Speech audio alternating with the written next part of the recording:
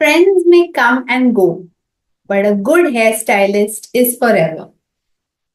इसका मतलब है दोस्त तो हमारे जिंदगी में नए बनते ही हैं, पर अच्छा हेयर स्टाइलिस्ट अगर मिल जाए तो ये बहुत बड़ी पूंजी है। आई एम श्योर इस बात पर महिलाएं तो मुझसे सहमत होंगी ही, पर आजकल पुरुष भी अपने बालों का काफी अच्छा ख्याल रखते हैं, तो उन्हें भी इस बात से सहमति ही होगी। आज हम जाएंगे हमारे हेयर स्टाइलिस्ट से मिलने, और ये कॉन्वर्सेशन होगा इंग्लिश में। अगर आपको मेरे वीडियो से मदद हो रही है तो मेरी यूट्यूब चैनल जरूर सब्सक्राइब कीजिए, बेल आइकन पर क्लिक करके। तो आइए आगे चलते हैं।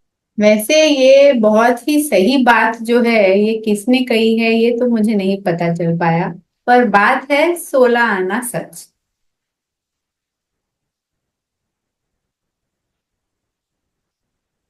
अ day at the salon. Salon मतलब वो जगह जहां हम जाते हैं अपने बाल कटवाने के लिए। You have made an appointment with your hairdresser for a haircut. मतलब हमने हमारे हेयर ड्रेसर के साथ एक अपॉइंटमेंट ली है बाल कटवाने के लिए।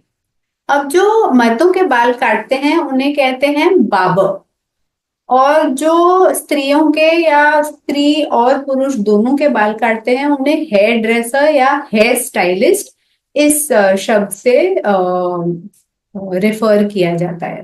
तो barber is a man whose job is cutting men's hair.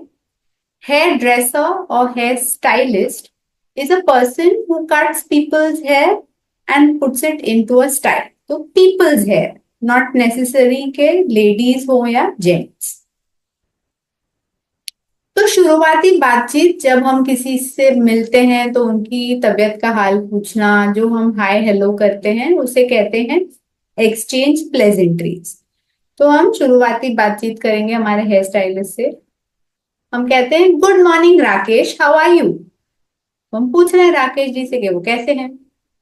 Good morning Aditi, all well by God's grace, how about you.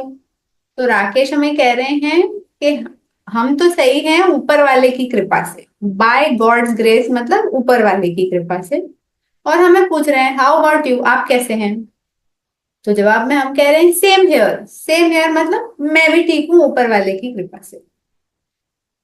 तो राकेश एक खाली सैलॉन चेयर है उसकी तरफ इशारा करते हैं, मतलब he points to an empty salon chair और कहते हैं प्लीज टेक दिस सीट, मतलब ये वाला आसन ग्रहण कीजिए। अब सैलॉन चेयर वो होती है जो बड़े आईनों के सामने जो रखी जाती है सैलॉन में, जहां पर जिसके बाल काटने होते हैं वो बैठते हैं और उनके इर्द गिर्द जो हेयर ड्रेसर होता है वो घूम सकते हैं और वो स्वयं भी अपने आप को आईने में देख सकते हैं। तो उसे कहते हैं सैलॉन चेयर। द रिक्वायरमेंट मतलब अब हमें करना क्या है वो हम समझाएंगे। तो हम कहते हैं I want to grow my hair so please trim it only half an inch. मतलब हम कह रहे हैं हमें बाल लंबे करने हैं तो आप सिर्फ आधा इंच ही काटिएगा। तो राकेश पूछ रहे हैं are you sure, you might get bored of the same look. तो राकेश पूछ रहे हैं आपको पक्का आधा इंच ही काटना है, मतलब पूछ रहे हैं आप श्योर हो, पक्की बात है। तो हम बाल काटते क्यों हैं, ताकि हम अच्छे लगें, कुछ नया किया हो ऐसा लगे। तो अगर आधा ही इंच काटेंगे तो बाल काटे हैं ऐसा ही नहीं लगेगा, तो इसीलिए वो सुझाव दे रहे हैं, बोल रहे हैं सोच लो, फिर ऐसा ना हो कि बाल काटने के बाद भी आप वैसे ही लग रहे हो जैसे पहले लग रहे थे, तो आप फिर बोर हो जाओगे, मतलब उकता जाओगे। बोर होना मतलब उकता जाना। तो हम कह रहे हैं yes, I I know it's a risk but I take that chance. That's a risk मतलब हम कह रहे हैं कि मुझे पता है कि हाँ ये संभावना या ये गुंजाइश है, तो हम कह रहे हैं कि ये मुझे पता है ये गुंजाइश है, बट मैं फिर भी यही करना चाहूंगी। तो दैट्स अ रिस्क। दैट्स, ये जो शब्द है दैट इज, इन दो शब्दों का कॉम्बिनेशन है, तो हम कहते हैं दैट इज अ रिस्क लिखते वक्त, पर बोलते वक्त हम दैट और इज को कंबाइन करके दैट्स ऐसे बोलते हैं। तो I know that's a risk but I'll take that chance.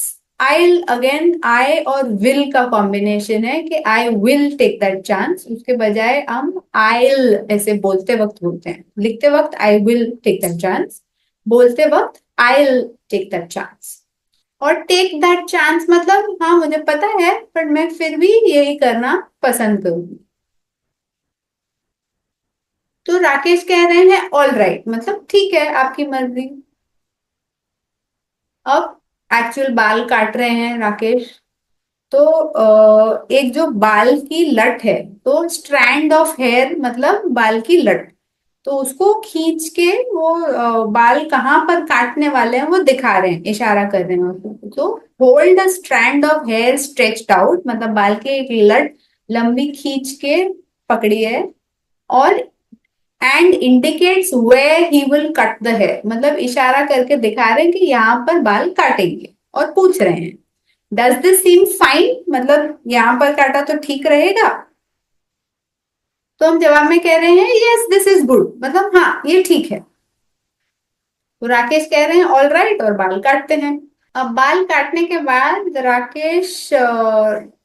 अब राकेश ने बाल काट लिए हैं, तो हम जो फर्श पर बाल गिरे हैं वो देखते हैं, और हम कहते हैं thanks Rakesh you have been extremely economical. अब इकोनॉमिकल का मतलब ये है someone who is careful or efficient and uses resources prudently मतलब कोई ऐसा व्यक्ति जो चीजों को अच्छे तरह संभाल कर सहेज कर उपयोग करता है, मतलब जरूरत हो उतना ही उपयोग करना। तो जरूरत हो उतना ही उपयोग करना उसे कहते हैं इकोनॉमिकल होना। तो अब यहाँ पर जरूरत थी सिर्फ आधा इंच काटने की, यानी कि आधा इंच कहे और काटे 1 इंच, तो ऐसा नहीं किया उन्होंने, इसीलिए हम उनको उनकी तारीफ में कह रहे हैं that thanks Rakesh you have been extremely economical. Economical मतलब जितना जरूरत था उतना ही आपने उपयोग किया है, उतना ही काटा है। फिर राकेश हमें पूछ रहे हैं how would you like me to style your hair मतलब अब बाल काट तो दिए हैं, स्टाइल कैसे करने हैं। तो हम कह रहे हैं अब blow dry would be nice. तो जवाब में हम कह रहे हैं कि आप ब्लो ड्राई कर देंगे तो अच्छा रहेगा। तो बाल ब्लो ड्राई करने के बाद Rakesh holds up the mirror for you to see how your hair looks मतलब अब राकेश बाल कैसे कटे हैं ये दिखाने के लिए आईना जो पीछे पकड़ते हैं ताकि हम पीछे आईने में देख सकते हैं कि हमारे बाल कटे कैसे हैं। तो देखकर हम कहते हैं thanks Rakesh this is awesome मतलब ये बहुत ही अच्छा आपने हेयर कट दिया है। तो ऑसम ये ऐसा शब्द है कि हम और संदर्भों में भी उसका उपयोग कर सकते हैं। फर्ज कीजिए कि हम कह रहे हैं कि आज जो खाना खाया वो बहुत अच्छा था, तो हम कह सकते हैं द फूड इज ऑसम। या फर्ज कीजिए कि आपने कोई नई पिक्चर देखी, आपको पिक्चर बड़ी पसंद आई, तो आप उस पिक्चर के संदर्भ में कह सकते हैं द मूवी वॉज ऑसम मतलब पिक्चर बहुत अच्छी थी। तो ऑसम ऐसा शब्द है जिसका हम अनेक संदर्भों में उपयोग कर सकते हैं। टेकिंग लीव मतलब अब रुखसती ले रहे हैं बिकॉज बाल तो काट लिए हम।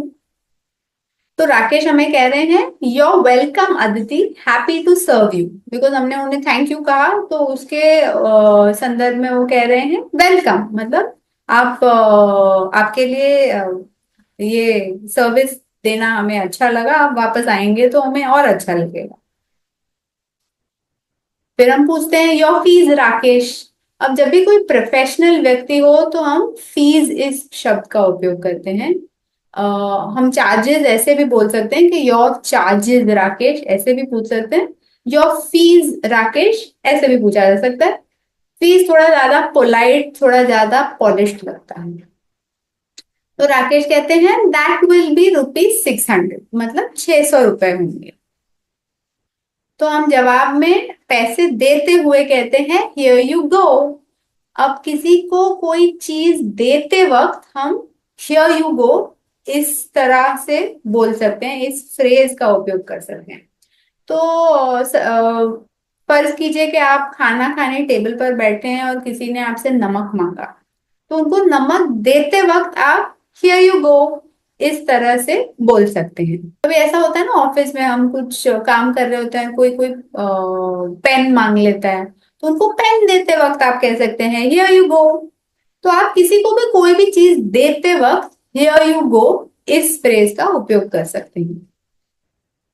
यहाँ पर आप वीडियो को पॉज कीजिए और कमेंट्स में मुझे बताइए कि आप हियर यू गो इस फ्रेज का कहाँ पे उपयोग कर सकते हैं, ऐसा आपको लगता है। तो आप एक लाइन में लिख सकते हैं कि जब किसी को ये चीज देनी हो तो मैं ये हियर यू गो इस फ्रेज का उपयोग कर सकता हूँ या कर सकती हूँ। तो हाँ, वीडियो पॉज कीजिए और मुझे बताइए हियर यू गो इस फ्रेज का उपयोग आप कहाँ पर कर सकते हैं। डाल दिया कमेंट्स में? ठीक है, आगे बढ़ते हैं। तो राकेश कह रहे हैं thank you Aditi, have a nice day. मतलब वो आपको पहले तो आपका धन्यवाद कर रहे हैं कि आपने उन्हें पैसे दिए, और कह रहे हैं आपका दिन शुभ हो, तो हैव अ नाइस डे।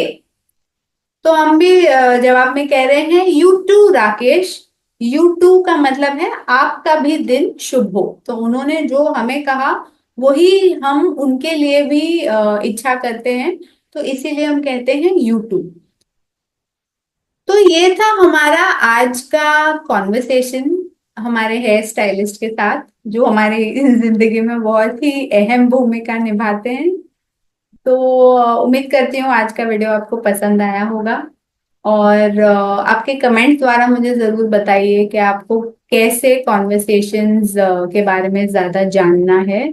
मैं हर रोज एक वीडियो बनाती हूँ इस उम्मीद से कि आपकी मदद हो रही है, और मेरे साथ जुड़े रहने के लिए धन्यवाद।